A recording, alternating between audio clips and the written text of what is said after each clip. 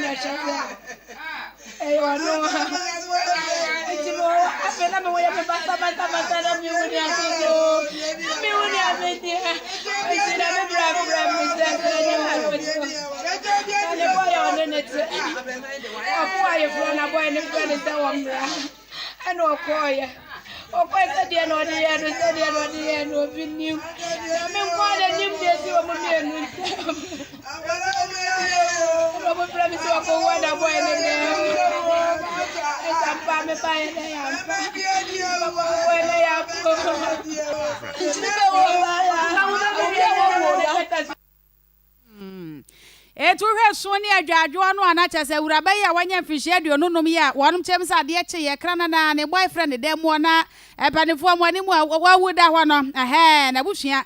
na womode mo amane ebo eto ye nim se omachi no omubachi no se omu se later no akwa no mko no so ahye da se de wanum aduro bi a waye mere no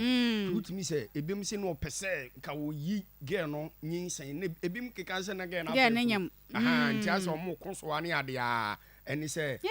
so de ge no ntimi so de ge no se bi aduro ode man no se bi a wonyi nyinsen no na akoba se na yemwie